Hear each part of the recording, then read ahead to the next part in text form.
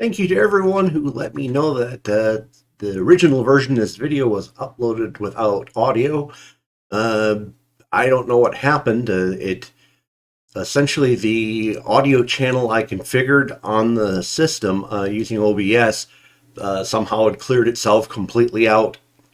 Not just merely the sound, but in fact the filters and everything else. So odd. So better to put it up with everything in place properly, I guess. So this is a continuing video series, I guess you would call it, talking about proposed amendments to the U.S. Constitution. And the general idea is there's been a lot of push for a convention of states. And to be honest, I don't think a lot of people have put the effort through thinking about what would actually get us benefit. A lot of people seem to think the holy grail of this exercise is term limits on Congress. I do a previous video where I think I lay down some good arguments saying that at this time, not only would that be ineffectual, it'd be actually counterproductive. It doesn't mean at some future point I wouldn't back that. I'm just saying at this point in time, I don't think it would be beneficial. So here are a few more ideas I have in terms of amendments to the Constitution. First, I don't claim to be trying to come up with the proper legalese for them. I'm trying to put them into a form of English that you and I can both understand. So without further ado, so we're looking at this one here. It says, during any calendar year, the president may permanently relieve from employment any federal worker working for the executive branch for any reason without justification for cause up to 10% of the current governmental workforce. Congress may object to individual instances and override with a two-thirds vote from both House and Senate. Objections may only be made regarding one individual at a time. Each objecting require its own vote. What I'm talking about here is essentially bringing back the spoils system that Andrew Jackson had implemented. Jackson had, in his day, noted that the bureaucracy was essentially obstructing their ability to get anything done and was a source of great corruption. So what he did was he targeted a large chunk of the federal bureaucracy to be overturned with a new president.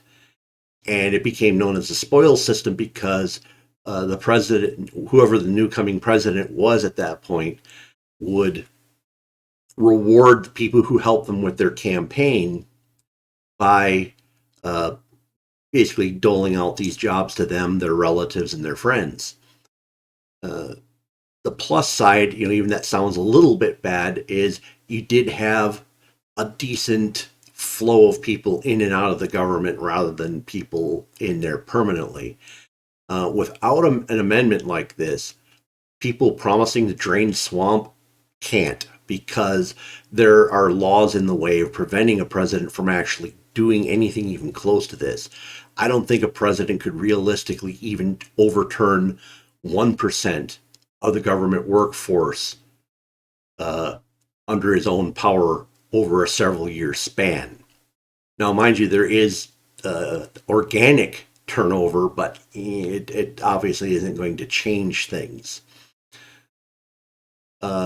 So the gist of this is this would override the various laws protecting civil servants from being expelled, would give the president the ability to reshape the government, and with a 10% cap, he can't completely alter the nature of the government. He can target areas. You could target the tops. You could target various sectors, but it doesn't allow for a total overthrow, but it does allow for a big makeover. And I think if the president had the power to fire, there would be a lot more bureaucrats who would be more inclined to follow directions from the executive branch rather than saying, well, we'll just sit and wait it out, ignore what we're being told to do, and then pick up again doing exactly what we were doing once the president's out. I put in a provision to allow Congress to overturn firings, but only one person at a time. So if the president did kick out 10% of the workforce, the Congress would have a hard time putting them all back in their jobs. But it would allow them to protect key people that they consider to be, maybe being wrongfully targeted. Let's say like a special counsel. Let's say the president fires a special counsel who's investigating them. Congress could say, oh, no, you can't stop an investigation against yourself. We're reinstating him. So I think the general concept of that would be highly beneficial to the United States. One of the reasons people should understand that the reason we have a civil service was actually a design by East Coast elites in the late 1800s who were looking for good paying positions for their college educated sons, and they were looking essentially to cement long-term influence inside the government. So this is directly trying to go against that idea. Okay. This idea is proxy voting on bills in the House and Senate is prohibited. All agenda items requiring a vote must be read aloud in the Senate and House chambers at a normal cadence prior to the vote. Senators and representatives absent for any portion of a reading will be prohibited from voting aye or nay on the vote. Now, a lot of people don't know this, but for the most part, Congress does not write the laws that they pass. The laws are written by staff, lobbyists, and other members of the bureaucracy outside the congressional staff. What's worse is we are discovering that Congress doesn't even vote on their own bills.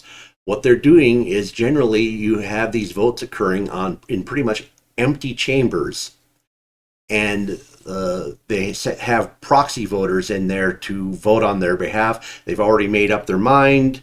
They're not going to debate it, and so it's just basically being rubber stamped and ran through. So this would prevent proxy voting. This would mean senators and reps would have to be present for a vote. And the other item would require a reading at a normal cadence, i.e. so you don't like bring in an auctioneer and just basically spew it off at 1,000,000 miles an hour, or bring in a recording at 1,000 times speed or something along that line. One of the big issues is you have the congressman saying, oh, we're passing this bill, but we haven't even read it yet. They're not giving us an opportunity to read it. Well, this would force a reading. Another additional benefit of having a reading is it would allow average citizens and watchdog groups to discover what's going on in these bills before they're passed, because we'd at least hear it being read out before it was voted on, and potentially could give time for people to react and say, whoa, they slipped something sneaky in there. We need to do something about it. So that's the thought process on that one. Oops. Keep forgetting it's control page down. In this one, provisions of the 17th Amendment are repealed. The only acceptable methods of appointing a U.S. Senator is by majority of vote of all houses of a given state legislature. The 17th Amendment changed the congressional requirement for senators to be appointed by their state legislators to being popularly elected. This is actually a bad move. It unbalances the idea the founding fathers originally came up with an idea of they wanted part of the government to be kind of representative of the establishment, and the other part of the government to be representatives of the populace.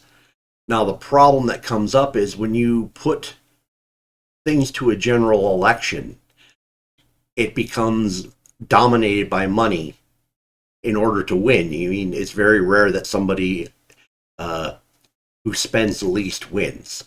So it essentially puts all parts of the government purely in control of whoever can throw the most money at it.